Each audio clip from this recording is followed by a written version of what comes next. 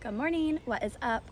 So this is a little bit of a story time as well as a few lake pointers for boaters, jet skiers, whatever.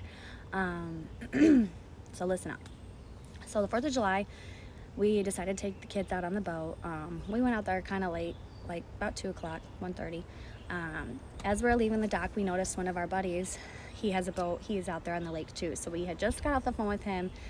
We had planned to meet up, so he was going to be looking for us as we were rolling out there. So we leave the dock and we are headed out to our spot.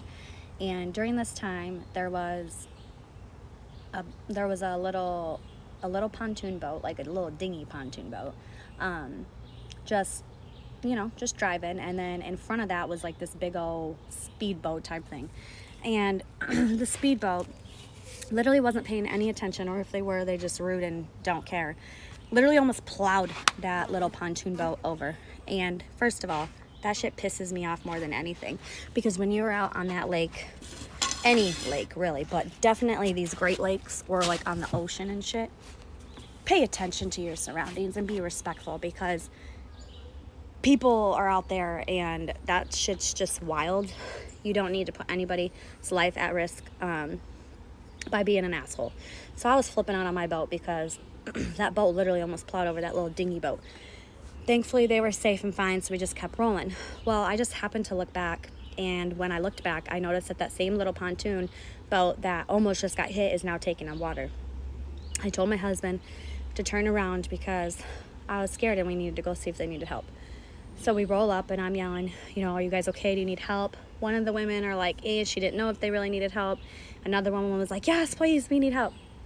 So we roll up. Our Tri-Toon is huge compared to their boat. My husband and I grab the side of their boat. My kids are sitting down. We grab the side of the boat and we're just trying to hang on to the boat. We didn't know at this point, like, if their tunes was taking on water. We really didn't know what was going on. So we're talking to them. They had about 8 or 10 adults on that boat.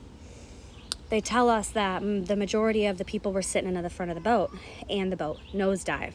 So it brought on a bunch of water. First of all, if you're on a boat, you know, or you should know, that the majority of your weight needs to be in the back of the boat, because if you have it in the front, you are going to nosedive, which is going to make your boat take on water and can cause a lot of issues.